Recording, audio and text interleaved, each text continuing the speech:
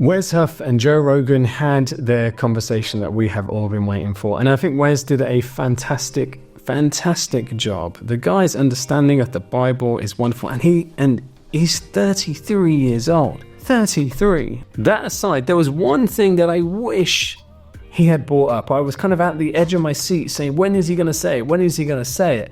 And I want to know if you were also waiting for the same thing. One thing that was really interesting about the conversation was how much Joe Rogan was fired up to find out that the book of Isaiah from the Dead Sea Scrolls matches the one that we have, which is 1,000 years later. So when you say the book of Isaiah is intact, how similar is it to the book of Isaiah that's in the Bible? So that one is fascinating. So this isn't true for all of the Dead Sea Scrolls, but when we discovered the Great Isaiah Scroll, previous to that, the earliest copy of Isaiah that we had was in the Masoretic text, which is in the Middle Ages. Whoa. Yeah, so it was literally 1,000 years. We literally pushed back our understanding of Isaiah 1,000 years.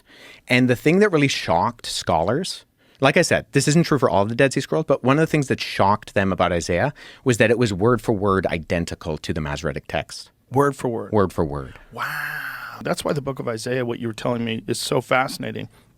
That 1,000 years later, you have the exact translation of this at a time where most people were illiterate.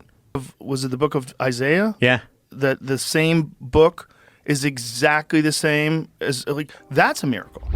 Joe Rogan was fascinated by the book of Isaiah, specifically that the book of Isaiah hadn't changed.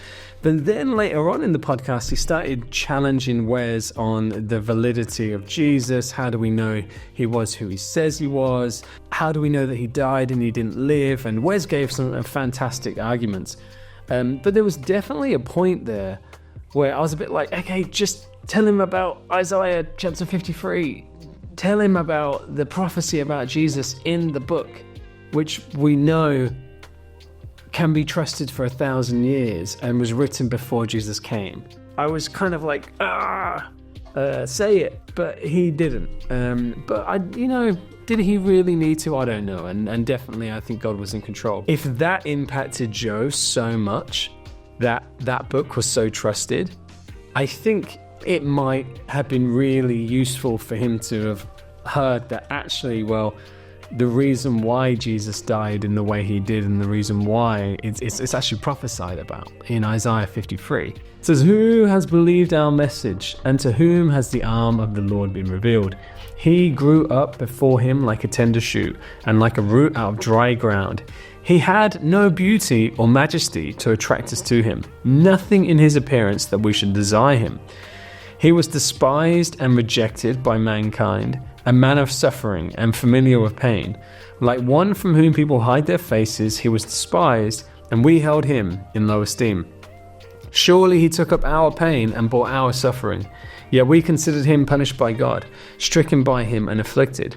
But he was pierced for our transgressions, and he was crushed for our iniquities. The punishment that brought us peace was on him, and by his wounds we are healed. We all like sheep have gone astray. Each of us has turned to our own way, and the Lord has laid on him the iniquity of us all.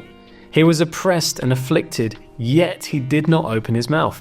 He was led like a lamb to the slaughter, and as a sheep before its shearer is silent, so he did not open his mouth.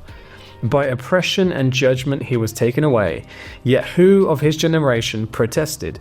For he was cut from the land of the living, for the transgressions of my people he was punished. He was assigned a grave with the wicked, and with the rich in his death, though he had done no violence, nor was any deceit in his mouth. Yet it was the Lord's will to crush him and to cause him to suffer. And though the Lord makes his life an offering for sin, he will see his offspring and prolong his days. And the will of the Lord will prosper in his hands. After he has suffered, he will see the light of life and be satisfied.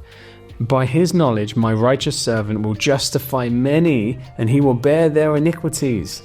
Therefore, I will give him a portion among the great, and he will divide the spoils with the strong. Because he poured out his life unto death, and was numbered with the transgressors. For he bore the sins of many, and made intercessions for the transgressors. The thing that wasn't really touched on, which again, you can't touch on everything, and Wes was in a bit of a delicate situation, but one of the reasons why the first century church believed in Jesus so much, not just because of him dying, it was because he died and fulfilled the prophecies in the Old Testament. And the Bible does say in a number of places that Jesus opened their eyes to the scriptures so that they were able to understand who he was in the Bible. When Jesus rose again and he was walking with the apostles and they didn't recognize him, it says that he opened their eyes to the scriptures. What do you guys think? Do you agree? Do you disagree? Do you think it would have been good for Wes to bring this up? And were you also at the edge of your seat hoping that he was going to say it? But either way, I'm pretty sure none of us would have done as good a job as he did. So big up Wes Huff.